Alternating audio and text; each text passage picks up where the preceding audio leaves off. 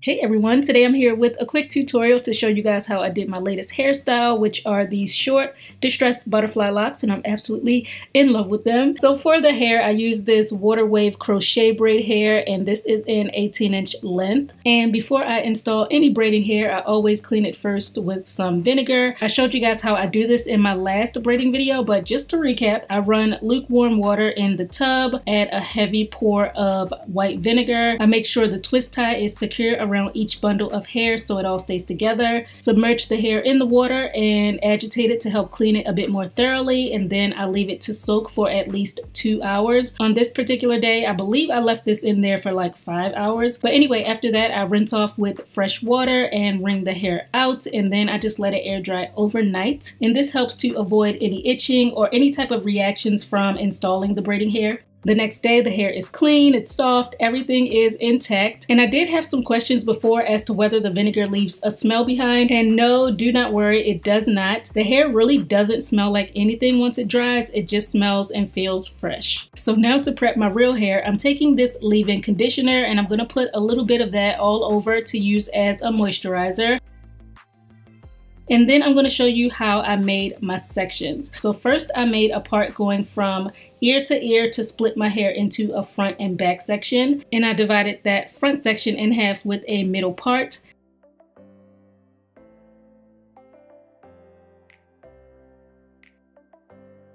Now for each of those front sides, I'm going to be making 4 rows, and each row will have sections for 3 butterfly locks, except for the very bottom row where I'm only going to make 2 sections. Then I'm taking this extra hold jam and applying that to my roots and brushing to smooth with an edge brush. I like using an edge brush for these because it just helps me get in there. I'm using these rubber bands right here, and I'm going to band each section so my roots stay flat.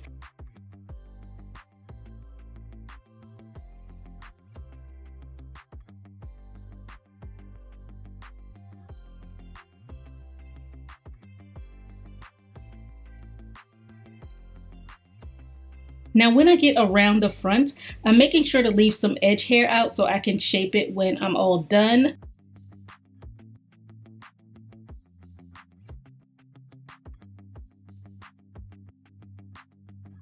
So here we go, 4 rows with 2, 3, 3, and 3 ponytails, and I did the exact same thing for the other side. Now I didn't want to overcrowd my head with the butterfly locks by putting in too many, so for the back I made the parts pretty large right up until I got to the very top crown area where I sectioned the parts to kind of match the front half. And I ended up doing 25 ponytails in the back and 22 in the front to make 47 butterfly locks total. Also, just an FYI for those of you that may not want to use rubber bands, you certainly do not have to. You can simply make your sections, smooth down the roots, and plait the hair about 1.5 inches down to keep it all together, and you can continue like that. You don't have to use the rubber bands, but I personally prefer to use them because they keep my roots the absolute flattest, which helps my style to look neater for way longer, but either way will work. Okay, so now we can go ahead and install, and the water wave hair comes grouped together in these strands.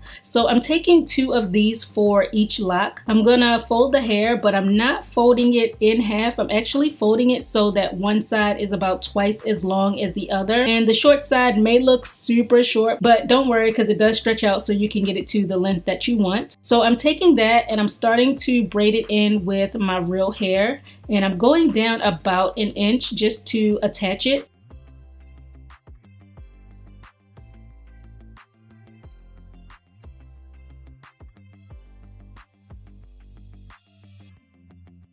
Then you want to separate and fluff out the water wave hair so you get a thick, full looking lock. And this also helps with giving the locks a distressed look. And now with the longer side of the crochet hair in one hand and the shorter side in the other, you want to combine your real hair with the short side. We're going to use that as the base, and we're going to wind the longer side around it to create the lock. So first I'm winding upwards because I want to cover up the braided part, and once I get to the very top by my roots, I'm winding a few times around the rubber band to cover that up as well. And then I'm going to start winding the hair down.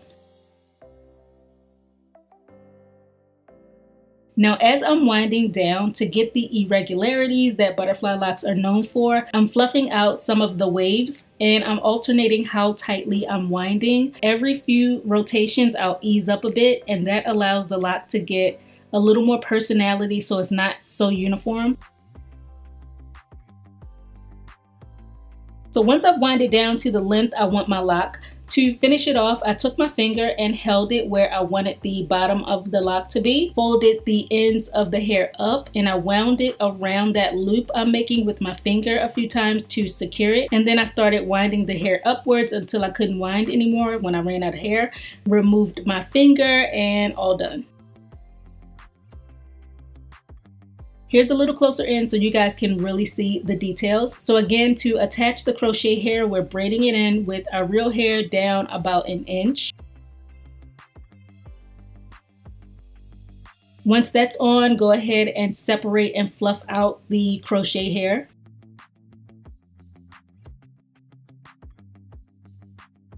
Take your real hair and combine it with the shorter side. Take the longer side and start wrapping it up to get to your roots.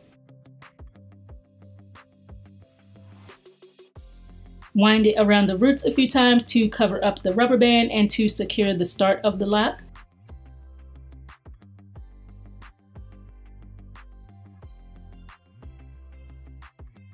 Then start winding down until you get to your desired length. And a tip for this, while you're winding down, you want to try to make sure you're covering up all of the hair that we've designated as the base, which is the shorter side, because that will ensure that all of your real hair is contained inside the lock and nothing pops out.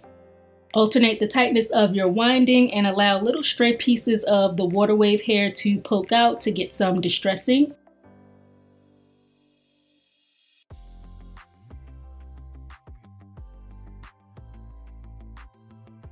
Then once you get to your stopping point, place your finger at the end of where you want your lock, make a loop, wind the ends of the hair around the loop a few times to help the lock stay locked, and then start winding up until all of the hair is twisted.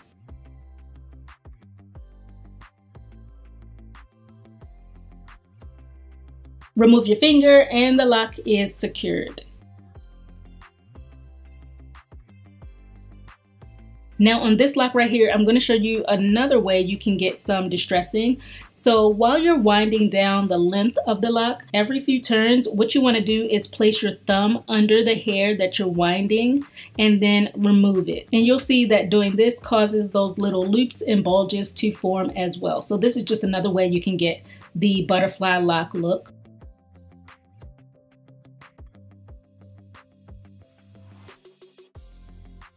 After all 47 locks were done, last thing I did was take a little more jam and apply it to my edges, then brush them in place.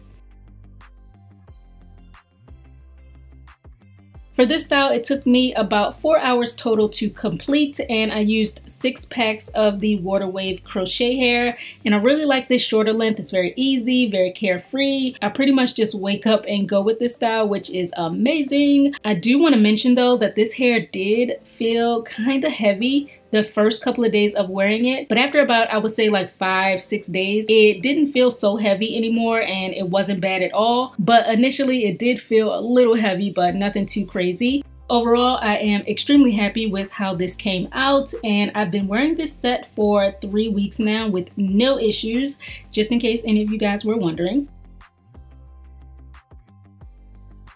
Now, when it's time to remove these, it's really simple. What you want to do is first pull down on the bottom to undo that loop, and then you just pretty much work in reverse by unwinding the hair.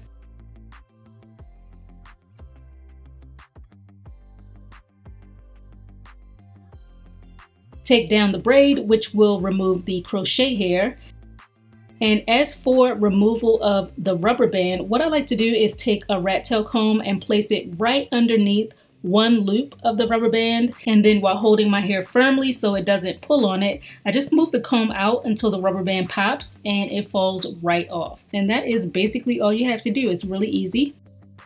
So yeah, that is pretty much it. I hope you all enjoyed the tutorial. Thanks so much for watching as always, and I'll catch up with you soon on my next video. Bye!